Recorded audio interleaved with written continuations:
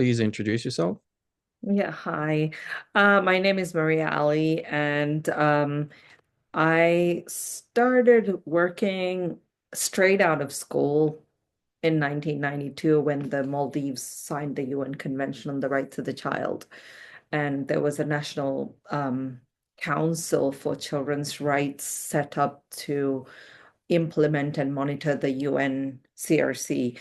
And then there was a secretariat body that was formed within the Ministry of Home Affairs to support the National Council that was developing national action plans and etc. So I was the first member of staff, just helping out in this process.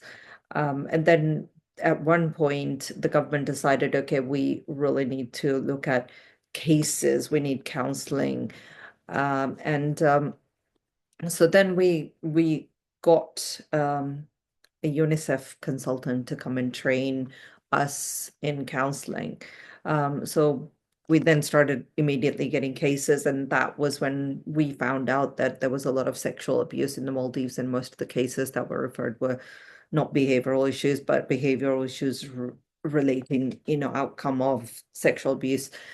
And so in 1995, then I wanted to go and study for my first degree. And I wanted to do counseling initially, but somehow the university in Australia said, well, we've got social work. You can do social work and you can still work as a counselor, and you don't need to do a master's degree. So I thought, okay, well, I don't really know whether I want to do my master's yet. So I then went on to do social work and then did alcohol and drug counseling part of it. It's in total 4 years. And then for second year placement, I went to the United States and worked in a children's home. So that was really interesting as well. So came back to the Maldives and then started working. By this time, the the unit for the rights of children had expanded a little bit, and we were also moved to the Ministry of Gender. Um, and then this is when we found that a lot of the cases that were going into the court system was Sharia based and didn't really know how to advocate for children at all once they entered the Sharia courts. So I wasn't really satisfied with that. So then I thought, okay, I'm going to do my master's and look at how to protect children under like Sharia law. But then I also still had the interest to look at children who were born to parents who were using drugs because the drug problem was increasing in the Maldives at that time. So then I did that, came back, and still just wasn't satisfied with how much I knew. And that's when I decided to go back and work in England in a local authority. So I worked in Southwark Social Services and Dow Hamlets and really kind of got into how the child protection system works in England, where everything was sort of set up, and it was a quite an old child protection system or developed child protection system. And then whilst I was doing my master's, I thought, okay, well, I really want to do my PhD and really get into how the UN Convention on the Rights of the Child translated to national level. Um, and also how does Sharia law kind of play into this whole human rights paradigm? Um, and and then so started studying Sharia at LLM level, and looked at how children were kind of defined under Sharia and what were the dynamics with Sharia and the human rights paradigm. So my thesis looked at sort of harmonizing Sharia law and international law, and then how do we protect children sort of out of that. So there's always an emphasis on child protection, and then now in 2022 to 2023, really wanted to go back to my roots where sort of counseling and trauma and how does that impact children and people. And so did a traumatic stress studies course with the Trauma Research Foundation, and then looked at different counseling techniques and different trauma therapy techniques. So I am currently doing UNICEF projects on developing child protection strategies nationally, which we did recently with a project, a 5-year national strategy. And then also I do trauma therapy work at a clinic. So that's me to now. Offline, you've talked about different places you've worked and different initiatives you participated in. So tell us a little bit about that. Yeah. So I worked in America, in a group home. And that was very, very interesting because that was kind of my first introduction to, okay, this is how group homes work. And I found it very interesting that there were all the workers were actually doing the cooking and also taking care of the children and taking them to school and and the interactions were very therapeutic. So I really, really gained a lot from that experience. And also the amount of care there was during the night as well, that we had to do checks where children were, and we had to record all that. So that was for me very important in child protection, which then I took back. And then if I had to write a policy or procedure, then I always draw on those experiences because I usually work for UNICEF on consultancies. I do draw from those experiences. And then I worked in the UK in two local authorities and also two national charities. And those were again very interesting experiences for me because the local authority work and the charity work is quite different, whereas I really enjoy the work that I did in charity, in the charity. Um, and yeah, so if I can just tell you about the program, that would be really um, good. So it was a program called Siblings United program, which was under this 195-year-old charity, I think, called Shaftesbury Young People. And they brought children who were separated within the care system on for camps, and they got to spend their holiday with the siblings. So we found that when they came to camps, the children, when they went back home to their foster carers or adoptive parents, foster carers were saying, this is actually much better than counseling, 6 months of counseling. What's happening in these camps? And then we became really interested in how their behaviors were improving when they spend time with siblings.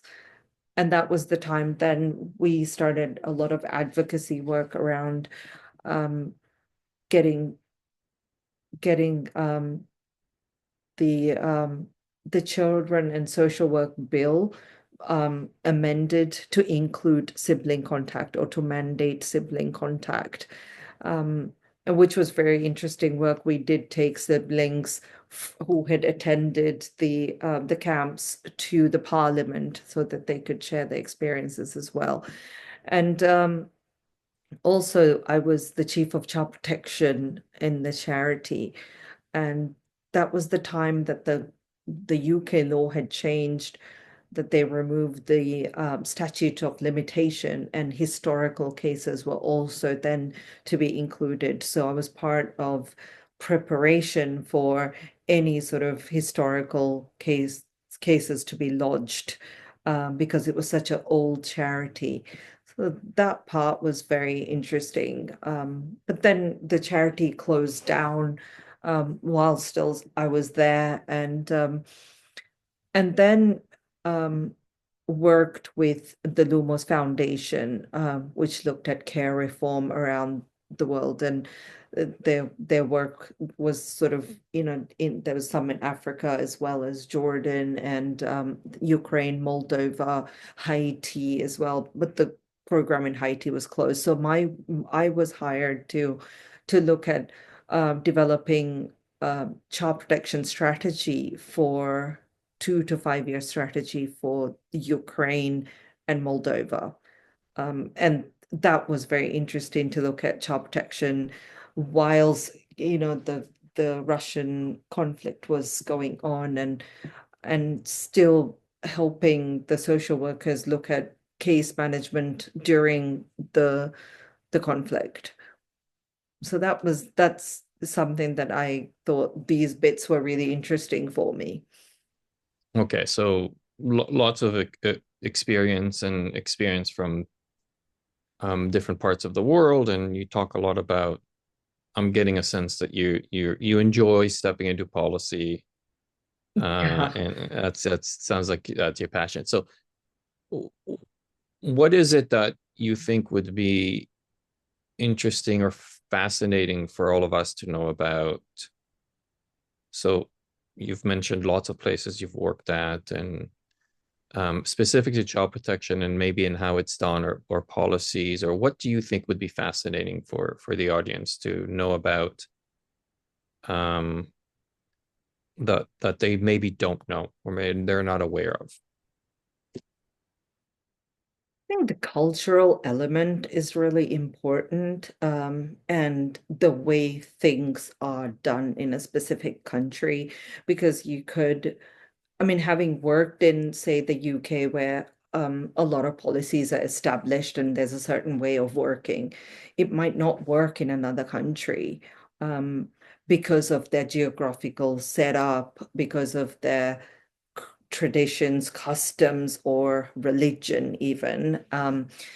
So that is something that people really need to take on board. So when I started working with the Ukraine and Moldova team, um, I was first observing, listening, hearing about what they wanted. Because I guess even though you're joining as a consultant, you want to be there for them and helping them where, are the strengths, what have they got already, and then really develop that part of it and really capture, what's in the country that's really good. How can you engage with the current businesses or current charities or any other organization to help you in relation to child welfare and child protection? So really listening to what they have to say. Um, and even though I mean, I'm from the Maldives, if I had to do work in the Maldives, I really, really have to think about the culture. And also because Maldives is 100% Muslim country, what is the Islamic approach to children and child protection, and really include those bits into any sort of um, policy or a program that you write. Um, I, I think that's what I would say is the most important part, is to really don't start with your, experience or your understanding of it, because their understanding probably is very, very different, yet similar. So, um, so I guess those are the, that that's would be what I would say would be important. Right. And that makes sense, having spoken to practitioners from the Middle East and Africa and North America. There are similarities, but lots of differences, Yeah. as you say, right? And many around the cultural beliefs, practices, um, that are nuanced. Having said all of that, though, what are you seeing as commonalities between the different parts of the world around child protection? What are you finding is regardless of culture or religion is common? I think the lack of adequate levels of social workers. Because you could have the laws that are, really, really up to standard. And a lot of countries that I sort of research, because of the CRC, all the countries have almost signed the CRC. And since Can you this define tell the audience what the CRC is? the UN Convention on the Rights of the Child. And so the treaty body, any country who signed the treaty has to report to the UN Committee on the Rights of the Child every 5 years on how child rights are being addressed in the country. So due to this, a lot of the laws have now been aligned with the CRC, and children's ages are now really raised to 18 years. So there's an alignment that has happened, and the laws have been strengthened in every single country that I have worked. But where the difficulty lies is the implementation of those laws. And it is what I am finding is the number of social workers that are there to implement a child protection at frontline level. And also, how are they working together like collaboratively? What's the school system like, and how are they communicating? Because from what I can recall in terms of Ukraine as well, they were looking at how do we increase the amount of social workers that can help, because there was 1 to 5,000 people in some areas and one social worker to 3,000 in some areas in Ukraine. So there's a lack of adequate levels of social workers, which just means that the social workers might hold cases that are the caseload might be too high for them to be able to attend to these children's needs. So, I, but how do you attract social workers is another question that has been raised in so many countries, because it is a difficult job. I have also been a social worker in England and also in the Maldives, and different contexts are obviously different. Um, and in a way, it was easier for me to work in England because the system was very set up, and you knew very clearly what you were expected to do as a social worker. Um, and there's also continuing professional development, that you have to do X amount of training every year, and you have to prove that you've done the training, you've had discussions with social workers. And so that was very good because you knew what you had to do and where to refer people and whatever. But in lots of countries, that standard and that continuing professional development isn't there. And also a system of supervision isn't there. So even social workers don't expect a supervisor to be kind of asking you questions around, okay, how did you handle this case? Or, what were your thought processes? How are you coping with it? And social workers sometimes can get upset with the supervisor if there were too many questions. And also cultural misconception, I mean, religious misconceptions also get in.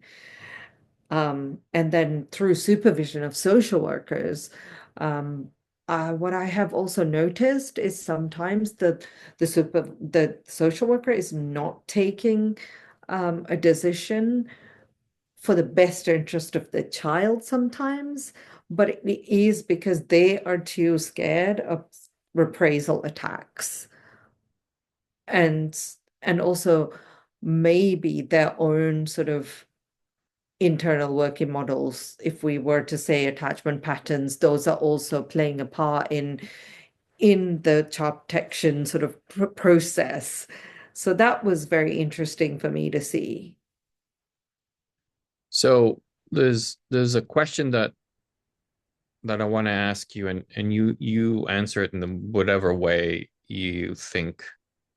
Well, not whatever way you think, in the way that makes sense to you. Because, and let me preface this question by saying, so I've worked only in the West, right? I've in Hmm. Canada, and I've worked in child protection for 15 years and 15 years consulting in child protection, but in North America and the UK. So my understanding of child protection is North America and the UK. Um, these are, as you said, established structured systems with standards and expectations. And as you say, there's a whole host of procedures and expectations and manuals upon manuals of how you do your job and so on and so on and so on. I've had the privilege of speaking with social workers from the Middle East and Africa where policies are in place, there are laws in place, but I'm hearing there's a lot less it's a lot less structured, and social workers, as you say, in that context, um, need to think on their feet because they might be in a village that's 5 hours away from the office, and due to cultural expectations and norms and things are done much in a much different way. I'm not asking you to talk about which system is better. I understand and I've experienced the challenges of the Western system in thinking about, so what is the like what are the benefits of this system versus this system? And I'm not saying one is better than the other, but can you tell us a little bit, because you've had experience in both? Not again, I'm not asking which is Mm. better, but there are benefits. When I'm hearing my our colleagues from Africa talk about, they're able to step into the work in a much different way. They're able Mm. to lead entire villages in a much different way. Whereas in the West, it's too bureaucratic. And then you start asking yourself, are we serving the system or are we serving families? Like, what is the tell us your, Yeah, talk about that, your thoughts about that. yeah. I guess my experience with the West is just in a way, everyone's accountable and, there's a accountability system that protects you. So if you do the right things and if you're careful and, there's a system that protects the social worker, which gives the social worker some sort of um, feeling of safety. Because there are those accountability mechanisms. But then again, it has that sort of um, social workers are here to, if your social worker comes in, then it's not seen as good or it's not seen as a good thing. So there is a stigma there. And I guess my experience, say in the Maldives, for instance, the system has grown and it's becoming more sort of westernized because a lot of consultants and people, that has helped the system grow have come from Australia and the UK. So the system is quite UK based at the moment, but at the same time, there are islands that are so remote and there's no police, no social workers on the island. There might be a school, or if there's a school, then the school might have a counselor. So that level of remoteness requires still, if there was an issue, to be able to connect to the child protection system. So, in a way, the the village is, important to raise a child. That was the case even when I was growing up. Um, but at the moment, I see because of this, everything being institutionalized, I guess, there's child protection system and there's this system and there's that system. There's not everyone sort of says, oh, it's not my responsibility. So the village is not taking responsibility anymore. The village is saying things like, it's not, it's because before it would have been, oh, that, your son is playing at the beach with these kids, and the parents would know from someone in the community. But now they're saying, well, it's not our job. It is, this person, this particular um that's what the law says. And so it's become more sort of siloed. So if we were to look at attachment and what Dr. Gabor Mate, Dr. Peter Levine, Dr.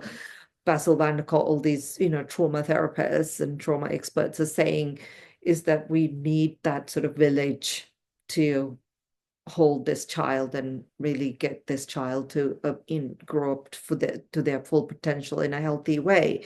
So I guess balance of both systems where there is some level of accountability should be there and supervision should be there, um, but yet not so bureaucratized, but really focusing on that connection, because social work is about social. I guess it is about connection. So doing the connective work, doing engaging with children, engaging with families, that should be prioritized. And I feel that the more we become bureaucratized, we're going to lose that connection, the engaging social work. And one of the social workers from New Zealand came to the Maldives at one stage to help us supervise social work students, but they were also looking at how do we create a system that is non-formal but can connect to the formal child protection system that is most cost effective. So he was saying that it's actually still very story based, so narrative based. And that's what he used. And it's a narrative approach to supervision. So social work was sort of through these narratives rather than a very sort of, social work that we see in the West. And I guess that I think there are good parts to, both. Yeah, no, it's a hard question. Well, it wasn't meant for you to sit. Yeah, Didn't want to put you on the spot. I think you're right. There are benefits to both, and then there are challenges. yeah. Um, I was just fascinated by the stories I heard from practitioners in Africa who talk about, yeah, I had to go into this village and have a conversation with the village elder or leader, and and we had to figure out how to ensure that this child marriage didn't go through. Mm. And this is how we did it. And it felt a lot simpler Yeah, than, it right? is a It lot just, simpler. It is a lot simpler. So the whole of last year, I was hired to lead the development of a parenting program nationally for the country. And it was the Ministry of Education was leading the program, and it's completed, and now the second phase, which is the rollout phase, is happening. So I had to develop this parenting program for the Maldives, and so I was looking at, okay, well, attachment theory is really important, and then parenting styles were really important, and there was a lot of information that was developed in the West. So triple P program, and there was so many different programs that were developed, and there was programs in the African context as well. Um, and I was then looking contextually what was really happening in the Maldives in the past, you know, 10, 15 years. It's been quite volatile. Um, and then, so we did consultations with parents. But it was really interesting that the parents were talking about similar issues as in the West. It wasn't so different. It was, they were talking about, well, how do we stop screen time, limit screen time? How do we manage, when children are refusing to eat and all these issues, and how some parents were very harsh and then other parents weren't. And so we really kind of devised the program in activities and so even attachment, we did it through this game called the boat game. So I guess Maldives is very sort of country where there's mostly sea.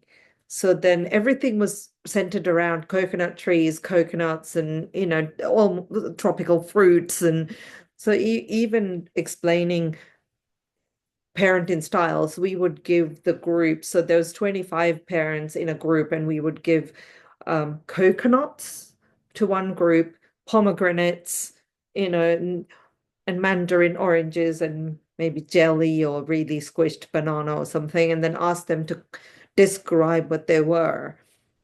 And then they came up with that, and then we talked about the different parenting styles. So people really got it. And it was and we brought um in one of the trainers, we also brought in a Islamic expert to talk about parenting styles, and he also talked a lot about the parenting styles that were very similar. It was just the emphasis on that element of culture and religion. So far we've had amazing feedback on this program that we run, and we've trained 170 trainers across the country now. So again, it's easier to do, and even people who worked for the council would come and attend the parenting program. Like, it's a lot easier to get people at that level into the program than say somewhere in the West where like you would find it difficult to get people at the top to attend those programs. So that was really interesting. So, what do you think with your experience being so varied? Um, what do you think? I have my hunches, but what do you think is standing in the way? Not well, maybe standing in the way in the West. So think about your experience in the UK of systems being a lot less bureaucratic and a little bit more lenient in the ways that it needs to be lenient. Not I'm not saying jeopardize, obviously not jeopardizing rigorous or sophisticated risk assessment and safeguarding planning, but what from your experience is standing in the way? I don't know if it is standing in the way. I guess it's already quite set up. And so maybe bringing in a lot more of that sort of social work is about engagement, um, and spend social workers to be allowed to be more engaging and um, I it's a very difficult question. Professor Eileen Monroe, where in one of her reports do talk about how social workers should be allowed to be more do the people-centered work. than to be too administrative or too bureaucratic. Um, and to achieve that, I guess, but the caseloads are always going to be high. But how do we maybe think about how do we make social work more attractive and more acceptable as a profession as well, and to be not regarded as such a low level job, because it does require very, nuanced kind of observations and um, so. I guess What more, I think social work training is also very different because I got trained in Australia and it's a 4-year degree where the first 2 years, we did focus on quite a lot on developmental psychology, counseling, and we also had to do a counseling placement. Um, and then the third and fourth years were about community development, social administration, and statutory social work, and another placement where we had to act as a change agent. And in in in I guess in the UK, the social work degree is not so much focused on all that from what I have heard, because I've not studied social work in England, but but I have heard from other social workers that Australian trained social workers are quite thorough in doing assessments and stuff. So it's just what I've heard, but like I hmm can't really say this is what it is. So maybe during the training, there is a lot, maybe they can bring in sort of narrative therapy aspects. And now also because trauma and the neuroscientific part. And I have seen some of the courses, they do have a neuro sort of psychology, neuro scientific approach to social work. So maybe it is going to become a lot more kind of varied through that training. And then if with that training, the policies and the approach could be a lot more sort of holistic rather hmm than just to be gatekeepers and just the protection side is, I guess it will be limited if we think just that and focus on the more therapeutic side of it as well. I don't know Okay. if that was, I don't know if that was No, because sufficient. I'm wondering, we consistently we hear about what the West is teaching, through UNICEF and other NGOs, inviting consultants to come teach essentially Yeah. systems. I'm wondering, well, is that the best thing? Because we see where our systems have led us here in the West to this over bureaucratized, and yes, there's lots of positives around it. And we keep looking at what can the West teach other parts of the world. But from the stories and experiences I'm hearing, there's a lot that we need to learn. What would you say the West can learn from other parts of the world about child protection?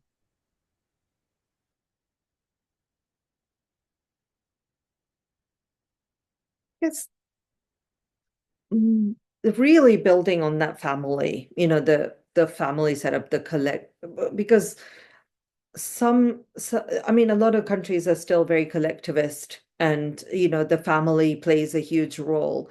I mean, even though there are sometimes, most of the times, a family member has committed a crime, so that really should be addressed. But still, really strengthening that parenting um, and the village raises the child.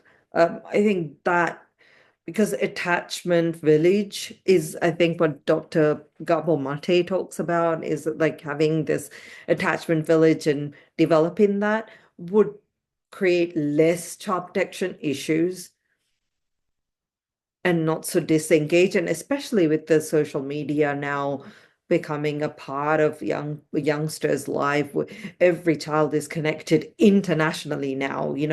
If they post a photo, it's not just for their friends, it's just globally. And they also think globally, unlike our generation. But I guess that poses another risk, which means that the family needs to be a lot stronger, the community needs to be a lot stronger, that village needs to be a lot stronger, um, to ensure that child protection issues are raised way before and prevented way before it really becomes a protection issue. I used to work for this charity in England called Action for Children, and I worked as a solution-focused brief therapist. And this practice just attended families that were at risk of breakdown but wasn't. And so they came into therapy um, to prevent breakdown. And a lot of families benefited from that. So those families then wouldn't really then go on to have a child protection file or case open for them because they came to the practice and it was dealt with. But although some families would still continue to have gone to the protection system. So maybe having those more sort of preventative, family-oriented work would be quite beneficial. Um, and also, it would be out of the formal child protection system where it was a charity that handled that situation rather than a social worker that was doing statutory social work. So I guess those can provide that balance, and I would think Yeah, because you mentioned the there's institutionalization of the of village, service. right? And maybe we need to deinstitutionalize a little Yeah, bit. Um, what are some of the broader thematic misconceptions as you travel the world and worked in different systems about child protection that you've experienced or you've heard or you've kind of seen firsthand? broader thematic. That's okay. Maybe could you break it down? I'm like, that's a Sure. very complex question. There are lots of misconceptions about child Mm. protection, let's say here in Canada, where you hear the public about their idea of what child protection is about and why it exists and so on. Is there are there what are there commonalities that you've seen around misconceptions that are fairly common from doesn't matter if you're in Africa or the Middle East or North America or South Asia, East Asia, I that are guess common? I guess the one thing that is coming to mind when you said that was really that the child protection system is there to break families. So Rather, that's common also outside of the West. Yeah. yeah, Okay. because because if there is really severe abuse, then to in order to sorry, in order to help the child or to protect the child, you might have to remove the child and place them with kinship or kinship care or other forms of foster care. But I guess it is a breakdown then. But maybe really talk about more what people have been able to prevent that would be really good rather than always talking about the breakdown. Okay. So I guess yeah, go ahead. yeah, I guess that is one thing that came to mind when you asked the question.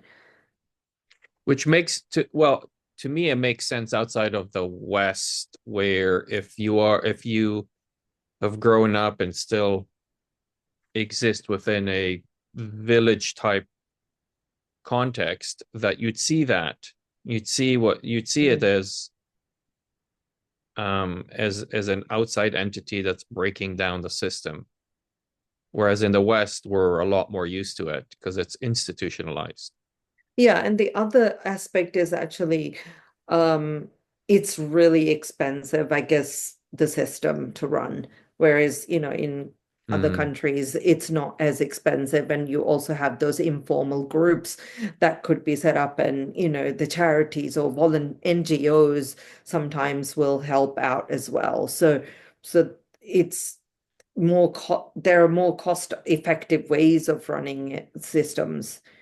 So mm-hmm, I guess that's what I mean, my experience having worked in other places and then working in England, there's always this expectation that there's not enough money to do things, right. but there is. And so really delivering, really good programs in a very cost effective way is possible. Mm-hmm, right. Because yeah, how much money is enough money? Yeah. And there was a very interesting study done on 46 countries. I don't remember the exact title of but they were looking at Article 19 of the UN Convention on the Rights of the Child and how it was implemented in various countries. And that study actually found that you don't need so much money. You can have a really good, thorough, solid child protection system even without spending so much money. So I guess it's up to the professionals and the commitment of the professionals involved to Mm, make sure that children are safe. right. So what and we've been with each other. I don't want to take too much of your time. Is Yeah, there I have to anything, go. yeah, anything that I haven't asked you that you think would be important for the audience to know about? And I think what I have learned through me being in this is that I got into this because of my childhood and what I had to go through in my childhood. Um, and so thinking that, okay, if I learned about it and helped others, it would benefit me in some respect to kind of, help me feel better that I'm helping. But then I also realized I needed to heal from what was going through.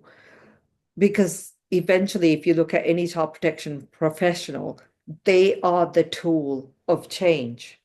They hmm are the tool. So if the tool is not healthy, then you wouldn't be delivering. Because what I see is a lot of the times professionals argue because their own trauma is playing into their decision making hmm rather than looking at what is in the best interest of these children.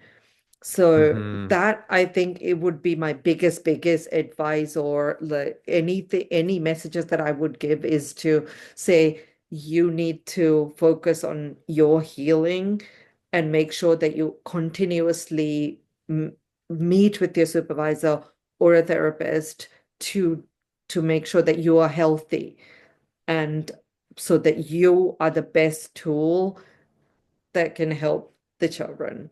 Otherwise, even in meetings, I've seen people react and it would be hmm their own issues rather than the discussing the children's issues.